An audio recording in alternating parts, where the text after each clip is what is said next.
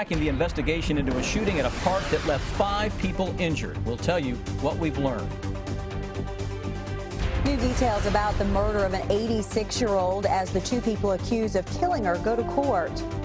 Well, some might consider hot dogs a good thing this summer.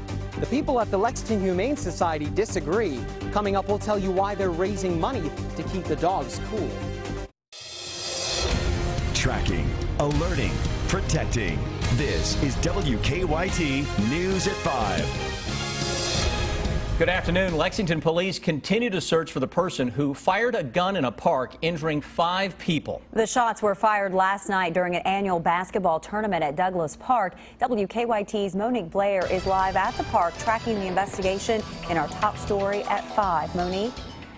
Well, Amber and Sam, I just spoke to one of the men who was shot out here at Douglas Park last night. He tells me a bullet grazed his chest, but he is doing fine. He says now he just wants police to find out whoever is responsible for shooting him. The man who was shot last night didn't want to go on camera, but he says after the shots were fired last night during a basketball league, hundreds of people went running from the park. Now, 20 hours after that shooting, the crime scene tape is gone, and another basketball game is set to start at 6 o'clock. But whoever is responsible for shooting 4 men and 1 woman last night has not been caught. I don't know what can be done about it, but something has to be done about it, you know, because it seems like every time we turn around, we're having another shooting. Michael Haskins lives 2 doors down from Douglas Park, and he describes the park as the place where he grew up with fond memories, and he worries last night's shootings will ruin that. We can't let our kids go up in the park and play, and that shouldn't happen in America. Police are not releasing many additional details into their investigation at this time. It's sad. It's sad that kids won't get to know Douglas Park as I knew it. Now, I'm told one of the people shot last night is still in critical condition at UK Hospital. The other 4 people who were shot suffered non-life-threatening injuries. Reporting live in Lexington, Monique Blair, WKYT. Monique, thank you. Lexington police are asking anyone who may have been in the park last night to come forward. The case against a pair of women accused of killing an 86-year-old woman is headed to a grand jury. Tabitha Howard and Kimberly Slusher faced charges in Mary Hinton's death earlier this month in Rockcastle County. As WKYT's Phil Pendleton shows us, police spent several hours going over the allegations in court this morning. The testimony this morning went on for about 2 hours, involving 2 Kentucky State Police detectives taking the stand. They say that these 2 women are accused of basically going to the 86-year-old woman's house, ransacking it, going through her drawers, beating her on the head with a TV set until she later died, and then basically taking her money and going out and buying drugs with it. Both Tabitha Howard and Kimberly Slusher are charged with robbing and murdering the 86-year-old woman in her home. But police testified they learned of the crime when a man called them, telling them the 2 women had been at his home burning someone's stuff. Police said that stuff belonged to the elderly victim. This is a murder about dope and greed and money, you know, to go buy the dope with. Trooper Ryan Loudermilk said Tabitha Howard told him that they wanted money to buy some 8 balls, what meth is called. She told him the plan was to rob Hinton. He also said that Howard told him that she was in an abusive relationship with Slusher and wanted to come clean, but was afraid. What did we hear today? We heard that Kimmy Slusher was violent, that she had abused Tabitha and made her do things that she didn't want to do.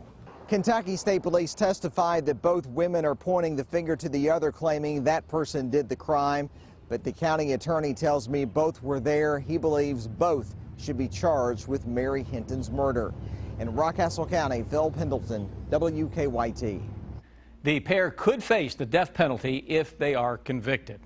It's been a dry day for most of us after a crazy weekend of storms, and storms could be returning as well. WKYT Chief Meteorologist Chris Bailey is here now with an early check of your forecast. Hi, Chris. Hi, Amber. Hi, Sam. Our tropical depression that blew across the Bluegrass State on Saturday is long gone, but the tropical air remains across the Commonwealth of Kentucky, and that's going to fire up additional rounds of showers and storms in the days to come. You can look outside on our live sky cam, kind of see the tropical nature with the clouds. Then you walk outside, and boy, oh boy, does the humidity just kind of smack you right in the face. That's what's jumping off the charts now.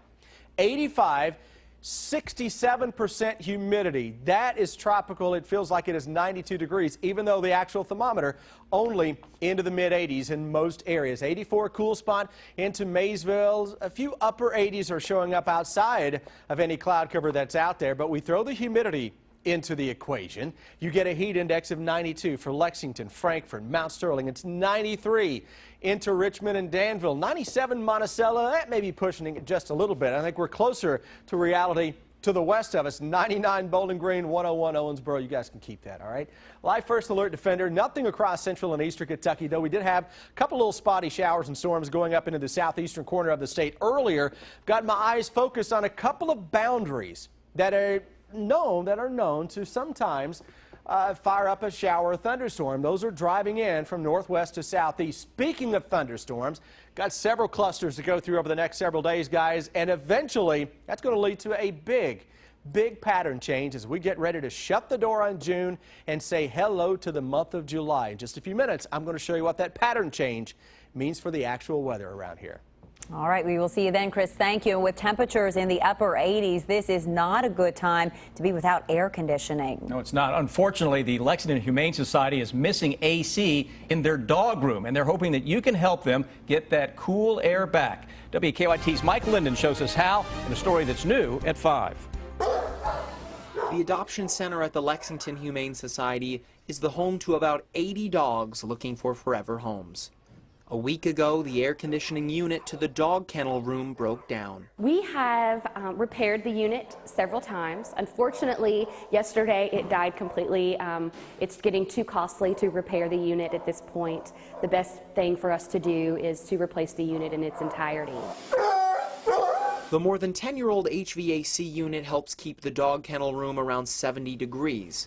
Now, the room can warm up close to the low 90s, not to mention the humidity. Hammond says the HVAC unit has slowly stopped working over the past week and has simply leaked too much Freon. You can see that right along here on the ground. And with a lack of Freon, the HVAC unit can't cool a room. A new HVAC unit costs $35,000, a large expense for the Humane Society. So now they're looking to the community for help. Fayette Heating and Air made the first donation, a cool $10,000. This community's been great to us. I'm a pet lover and had dogs and had Great Danes, and you know, it's just it's the right thing to do. This is my industry, and I can help and try to at least cover that first $10,000 worth of cost. If the Humane Society cannot raise the money to replace the HVAC unit, the dog room will be closed to the public. In Lexington, Mike Linden, WKYT. And if you'd like to help out, we have a link on WKYT.com. Family and friends gathered to remember former Lexington Herald leader editor John Carroll. Carroll died from a rare brain disorder last weekend at the age of 73. He led the Lexington Herald and then the Herald leader from 1979 until 1991. At today's service, a friend remembered the last time he saw Carroll. John was tan and trim, vigorous and energetic. The picture of vitality. It's the way I'll always remember him.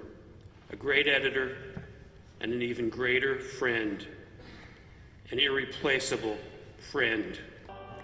Carroll was a Pulitzer Prize winner who also led newsrooms at the Baltimore Sun and the Los Angeles Times.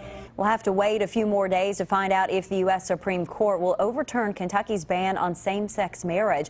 The justices announced several decisions today, but not on the same-sex marriage case. The justices will hand down more rulings Thursday and next Monday, so it could come on one of those days. Police had to close a road while serving a warrant this afternoon. Our county-by-county coverage begins in Franklin County. Frankfort police say they closed Sunset Drive while serving the warrant because the person they were looking for has made threats in the past. The man was arrested without incident. The road reopened around 3 o'clock this afternoon. In Letcher County, 5 people and 4 horses survived a massive fire. Flames this morning on US 119 near the top of Pine Mountain. And the group had stopped at a scenic overlook after the truck started having mechanical problems. They escaped and got the horse out just before the fire started.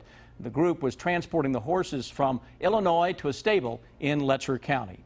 South Carolina Governor Nikki Haley says she is calling on the state's legislature to take down the Confederate battle flag from State House grounds. The push comes after a shooting at a historically black church in Charleston last week. Marley Hall has more. Community leaders in Charleston say it's time for the state to move the Confederate flag from the Capitol grounds to a museum. The Confederate battle flag is a symbol of the worst of South Carolina's past. They got support from Governor Nikki Haley on the issue. We are here in a moment of unity in our state, without ill will, to say it's time to move the flag from the Capitol grounds. The latest push comes after 9 people were murdered at a historically black church last week. The suspect in the shooting, Dylan Roof, was seen proudly displaying the flag. But supporters like Randy Burbidge of the Sons of Confederate Veterans say the flag represents those who died in the Civil War. They're our family members. Their pictures on our walls. Their names are in our Bibles. They're part of us. Their DNA is in us. But opponents say the flag means more than that. Some defenders of the flag say it's a harmless symbol of Southern heritage. How do you respond to that?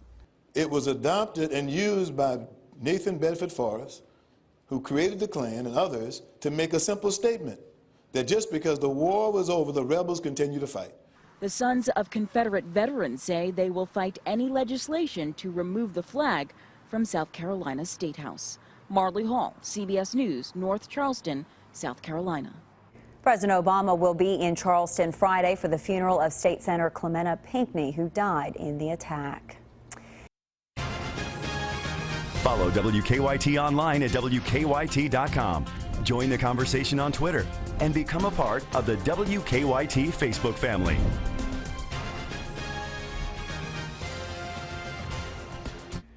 Police have a new lead in their search for those 2 escaped inmates. David Sweat and Richard Matt escaped from a New York prison more than 2 weeks ago. Now, in the past 24 hours, officers found DNA from both escapees in a vacant cabin in the northern part of the state. Police are warning seasonal cabin owners in the area to be on the alert. A car bomb rocking Afghanistan, the parliament there, while lawmakers were in session this morning. The attack killed a woman and a child and injured about 40 people. Security forces and the Taliban had a gun battle outside that lasted nearly 2 hours. Police say that all 6 attackers were killed. None of the victims were members of parliament. A trial date has been set for 6 officers charged in the death of Freddie Gray. Gray died on April 19th, a week after suffering an injury while in the custody of Baltimore police.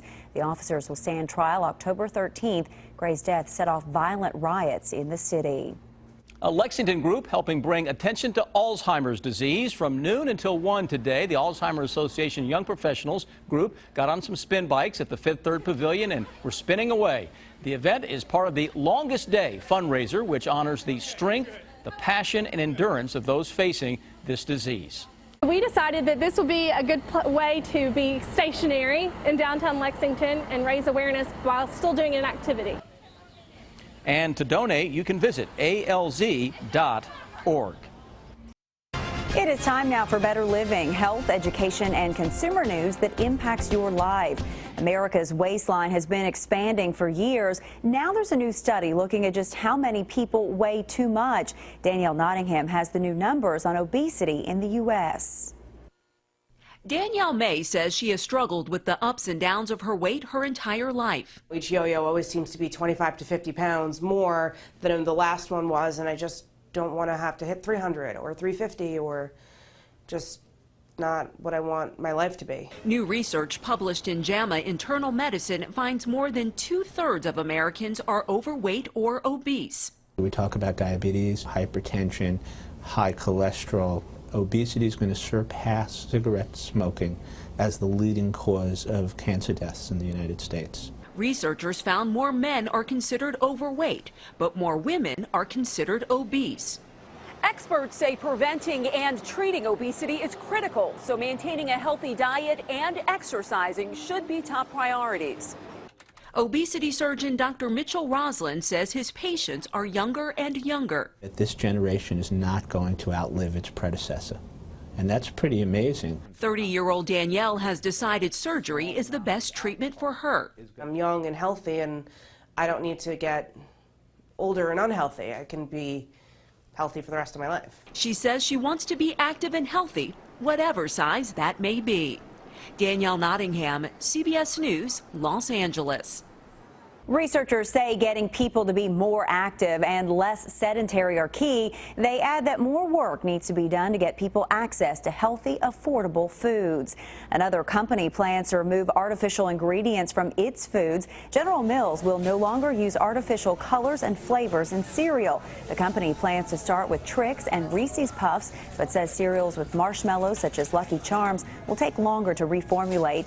The goal is to have 90% of the cereals changed by the end of next year.